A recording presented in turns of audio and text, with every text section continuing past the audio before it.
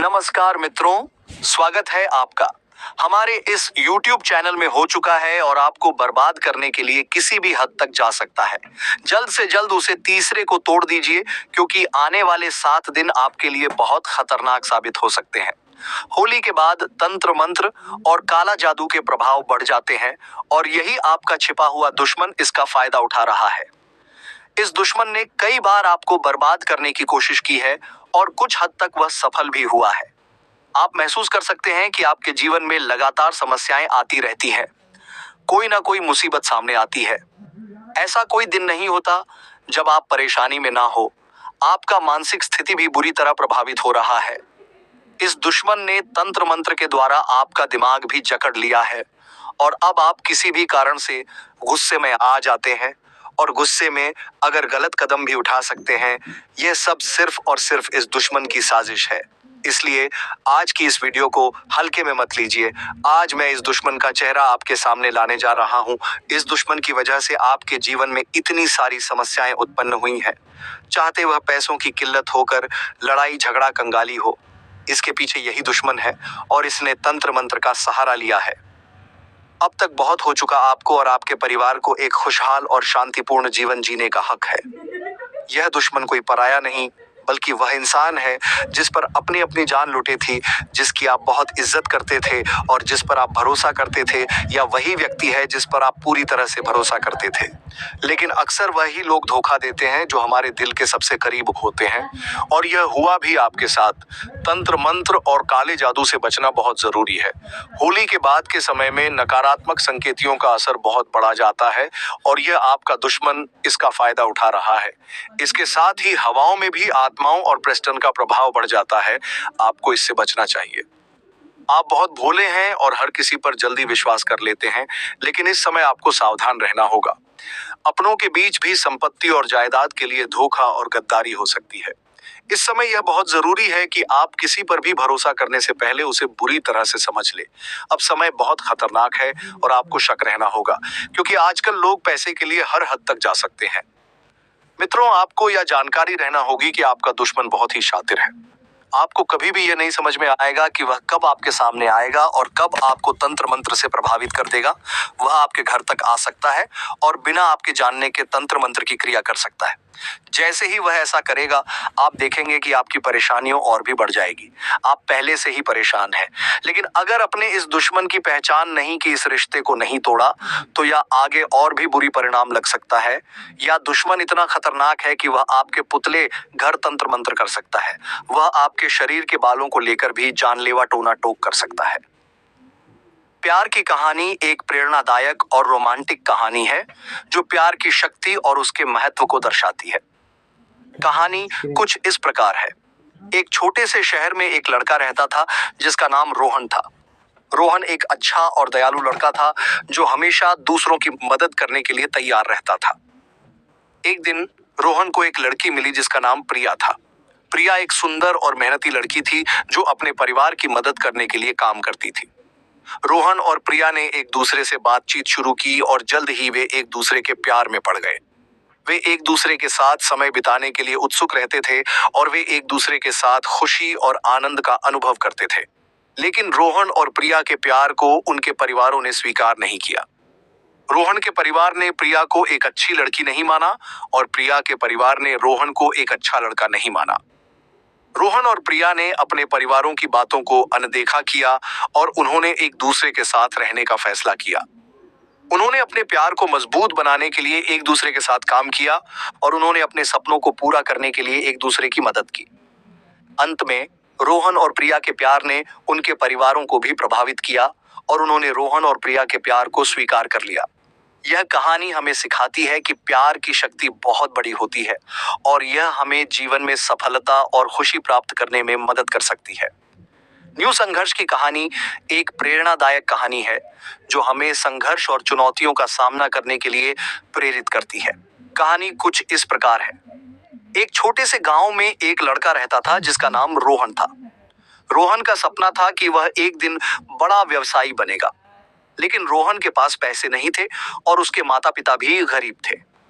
रोहन ने हार नहीं मानी, और उसने अपने सपने को पूरा करने के लिए संघर्ष करना शुरू किया।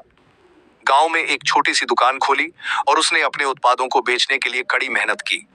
लेकिन रोहन को कई चुनौतियों का सामना करना पड़ा। उसके पास पैसे नहीं थे, उसके उत्पादों को बेचने के लिए कोई नहीं था और उसके माता पिता भी उसके सपने को पूरा करने में असमर्थ थे। लेकिन रोहन ने हार नहीं मानी और उसने अपने सपने को पूरा करने के लिए संघर्ष करना जारी रखा। उसने अपने उत्पादों को ऑनलाइन बेचने के लिए एक वेबसाइट बनाई और उसने अपने उत्पादों को प्रमोट करने के लिए सोशल मीडिया का उपयोग किया। धीरे धीरे रोहन के उत्पादों को लोगों ने पसंद करना शुरू किया और उसकी दुकान की बिक्री बढ़ने लगी। रोहन ने अपने सपने को पूरा करने के लिए संघर्ष किया और उसने अपने लक्ष्य को प्राप्त किया। यह कहानी हमें सिखाती है कि संघर्ष और चुनौतियों का सामना करने से हम अपने लक्ष्यों को प्राप्त कर सकते हैं। हमें कभी हार नहीं माननी चाहिए और हमें अपने सपनों को पूरा करने के लिए संघर्ष करना चाहिए। शेर और लोमड़ी की कहानी एक प्रसिद्ध हिंदी लोक कथा है जो एक शेर और एक लोमड़ी के बीच की मुलाकात के बारे में है। कहानी कुछ इस प्रकार है। एक जंगल में एक शेर रहता था जो बहुत शक्तिशाली और गर्वित था। वह अपने आप को जंगल का राजा मानता था। एक दिन शेर को एक लोमड़ी मिली। लोमड़ी बहुत ही चालाक और बुद्धिमान थी। उसने शेर से कहा, आप जंगल के राजा हैं, लेकिन मैं आपको बता सकती हूँ कि आप वास्तव में कितने शक्तिशाली हैं। शेर ने लोमड़ी से कहा, मैं सबसे शक्तिशाली जानवर हूँ, मैं किसी को भी हरा सकता हूँ। लोमड़ी ने शेर से कहा, ठीक है, अगर आप सबसे शक्तिशाली हैं तो आप मुझे बताएं कि आप कितने समय में एक हिरण को पकड़ सकते हैं। शेर ने कहा, मैं एक हिरण को 10 मिनट में पकड़ सकता हूँ। लोमड़ी ने कहा, ठीक है, अगर आप ऐसा कर सकते हैं तो मैं आपको एक इनाम दूंगी। शेर ने हिरण को पकड़ने की कोशिश की, लेकिन वह 10 मिनट में ऐसा नहीं कर पाया। लोमड़ी ने शेर से कहा, आप सबसे शक्तिशाली नहीं हैं, आप सिर्फ एक गर्वित शेर हैं। शेर ने लोमड़ी की बात मान ली और उसने अपने गर्व को कम करने का फैसला किया। लोमड़ी ने शेर को एक महत्वपूर्ण सबक सिखाया कि गर्व और अहंकार से कुछ नहीं मिलता है, बल्कि विनम्रता और बुद्धिमत्ता से ही सफलता मिलती है। यह कहानी हमें सिखाती है कि गर्व और अहंकार से कुछ नहीं मिलता है, बल्कि विनम्रता और बुद्धिमत्ता से ही सफलता मिलती है। जंगल की कहानी एक प्रसिद्ध हिंदी लोक कथा है जो जंगल के जानवरों के बीच के संबंधों और उनके जीवन के बारे में है। कहानी कुछ इस प्रकार है। एक जंगल में कई जानवर रहते थे, जिनमें शेर, हिरण, बंदर और अन्य कई जानवर शामिल थे। जंगल में एक शेर रहता था जो जंगल का राजा था। वह बहुत शक्तिशाली और गर्वित था, लेकिन वह अपने जंगल के जानवरों के प्रति बहुत दयालु और न्यायप्रिय था। एक दिन जंगल में एक बड़ा सूखा पड़ गया। जंगल के जानवरों को पानी और खाने की समस्या हो गई। शेर ने अपने जंगल के जानवरों की मदद करने का फैसला किया। शेर ने अपने जंगल के जानवरों को इकट्ठा किया और उन्हें कहा, हमें अपने जंगल को बचाने के लिए एक साथ मिलकर काम करना होगा। जंगल के जानवरों ने शेर की बात मानी और उन्होंने एक साथ मिलकर जंगल को बचाने के लिए काम करना शुरू किया। उन्होंने जंगल में एक नहर बनाई जिससे पानी की समस्या का समाधान हो सके।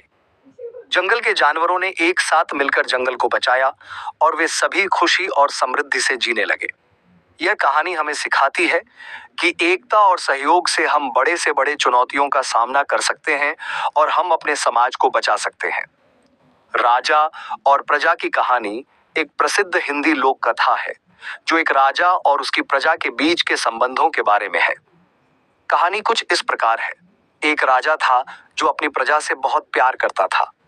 वह हमेशा उनकी जरूरतों का ध्यान रखता था और उनके लिए अच्छे निर्णय लेता था। एक दिन राजा की प्रजा में से एक व्यक्ति ने राजा से कहा, महाराज, हमें आपकी जरूरत है। हमारे गांव में सूखा पड़ गया है और हमारे पास खाने के लिए कुछ नहीं है। राजा ने उस व्यक्ति की बात सुनी और उसने तुरंत अपने मंत्रियों को बुलाया। उन्होंने मिलकर एक योजना बनाई जिससे गांव में सूखे की समस्या का समाधान हो सके। राजा ने अपने खजाने से पैसे निकाले और उन्हें गांव में भेजे। उन्होंने गांव में एक नहर बनवाई जिससे पानी की समस्या का समाधान हो सके। गांव के लोगों ने राजा की मदद से अपने गांव को फिर से हरा भरा बना लिया। वे राजा के आभारी थे और उन्होंने राजा को धन्यवाद दिया। राजा ने कहा, मैं अपनी प्रजा के लिए कुछ भी कर सकता हूँ। मैं हमेशा उनकी जरूरतों का ध्यान रखूंगा और उनके लिए अच्छे निर्णय लूंगा। यह कहानी हमें सिखाती है कि एक अच्छा राजा अपनी प्रजा के लिए कुछ भी कर सकता है। वह हमेशा उनकी जरूरतों का ध्यान रखता है और उनके लिए अच्छे निर्णय लेता है। इतनी ही नहीं, वह आपके पहले हुए कपड़े चुराकर उसे पर काला जादू कर सकता है। इस दुश्मन के कारण आपके घर में बच्चे भी प्रभावित हो सकते हैं। वह बच्चों के पसंदीदा खास पदार्थ जैसे चॉकलेट या आइसक्रीम पर जादू कर सकता है, जिससे बच्चे उसके नियंत्रण में आ जाते हैं। इसके बाद बच्चे घर में बुरा बर्ताव करने लगते हैं, बीमार हो सकते हैं या अजीब सी हरकतें करने लगते हैं। या सब तंत्र मंत्र का असर है और इसलिए आपको इससे बचने के लिए पूरी तरह सतर्क रहना होगा। आप सोच सकते हैं कि आपने किसी का बुरा नहीं किया, फिर भी क्यों लोग आपके दुश्मन बनेंगे? लेकिन यह सच है कि लोग जलते हैं। भले ही आप अच्छे इंसान हो, लेकिन दूसरों की तरक्की है। लोग चाहते हैं कि वह जीवन में सफलता पाए, लेकिन जब ऐसे नहीं हो पाता हो, वह दूसरों को नीचे गिरने के लिए कुछ भी कर सकते हैं या जलन और तंत्र मंत्र या काले जादू में बदल सकती है। क्योंकि जब लोग अपनी बराबरी नहीं कर पाए तो वे दूसरों को गिराने की कोशिश करते हैं। इसलिए अपनी खुशियों को हमेशा लोगों से छुपा कर रखें। अपनी सफलता और खुशियों को सबके सामने जो दिखाएं, क्योंकि लोग मुंह पर भले ही खुश दिखे, लेकिन दिल में जलन हो सकती है। मित्रों, आपको यह समझना जरूरी है कि जो लोग आपके सामने खुशी देखते हैं, उनके दिल में अक्सर जलन और होती है। आपका भाई, रिश्तेदार या दोस्त जब आपके जीवन में खुशियां और तरक्की देखेंगे, तो उनका मुंह पर हंसना तो होगा, लेकिन उनके मन में जलन के भाव भी बन पाते हैं। वे खुश तो होंगे, लेकिन केवल कुछ ही लोग सच्चे दिल से खुश होंगे, जैसे आपकी माता पिता, आपका जीवन साथी और आपके बच्चे। बाकी लोग जो आपके घर में आपके जीवन की तरक्की को देखकर उनके मन में नकारात्मक भावनाएं, खुशखबरी दुश्मन खत्म होगा। बिल्कुल अकेले में देखना कैसे खत्म होगा, जान लो। काम धंधा छोड़कर सबसे पहले वीडियो